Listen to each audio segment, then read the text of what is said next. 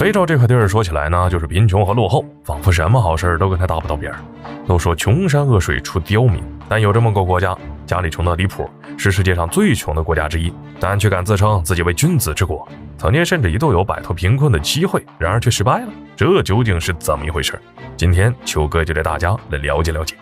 布基纳法索位于非洲西部，与贝宁、尼日尔、科特迪瓦、加纳、多哥和马里接壤，国土面积为27.4万平方公里，人口约2210万人。布基纳法索很穷，穷到什么地步？它的人均 GDP 才800美元出头，在全球的排名上倒数。要想找到它，可能从下往上数会快一点。这样说布基纳法索缺资源嘛，其实不怎么缺，光是金矿就超150万吨的储量，还有1吨锰、2.5亿吨的磷酸盐等。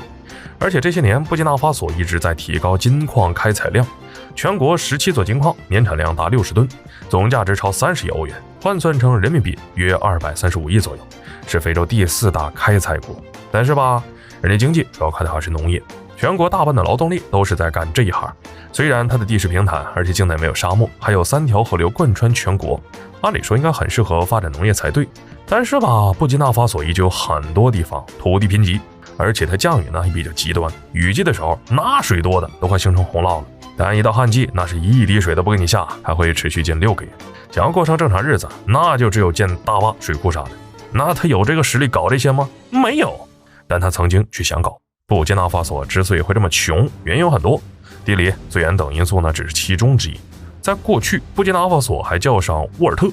那时呢正被法国殖民，说殖民地能有什么好下场？无非就是被榨干资源，经济政治啥的都被法国所掌控。直到现在，布基纳法索用的还是西非法郎，说的是法语。等到1960年独立了，布基纳法索也没过上什么好日子，因为没安稳几年就发生了政变，短短30几年的时间里，他就整出了好几个军政府，而且这些政府啊也没有一个好东西，不想着发展国家经济，就想着怎么给自己榨油水。最后整出来的结果是什么？国家经济差的离谱，教育医疗落后，婴儿死亡率高达20%，每年至少2万名儿童死于黄热病等疾病。就在这时，天降猛男桑卡拉就有点看不下去了，果断地夺取了国家政权，打算好好拯救这个国家。他把国名改为现在的布基纳法索，意思就是君子之国，亲自设计了国旗和国歌。为了发展经济，桑卡拉进行土地改革，还要求把原先的棉花改种粮食，还提高农产品收购价格，增加国民收入。不仅如此，他还免费为超200万儿童提供疫苗，就像之前说的黄热病疫苗，在国内大搞基建，修建大坝、水库、公路等设施，还甚至提倡妇女解放，鼓励女性工作、接受教育等，还禁止女性割礼，废除了一夫多妻制等陋习。而且这些工作呢，都是在他没有任何援助下做的。当时法国和他关系不好，苏联也没精力去帮这么一个非洲小国。布基纳法索有君子之国的称呼，国家有没有不知道，但为他取这个名字的桑卡拉可以说是无愧君子之称。在他上任之前，有很多人都认为这又是一个嘴上说的好听，但搜刮起来比殖民国家都要狠的人。事实上正好相反，因为国家改革但没有任何援助，桑卡拉当机立断的就把自己的奔驰车给卖了，换成了当时国内最便宜的车，而且他还不允许在自己的办公室里装空调，因为他认为国内还有不少人饭都吃不起，空调这东西对于绝大多数人来说是他们见都没见过的奢侈品。此外，为了以身作则，桑卡拉主动降薪，然后把全国公务员的工资一起下调，还号召有钱的公务员为公共项目捐1个月的工资，就算是出国访问呢，做的也是经济舱。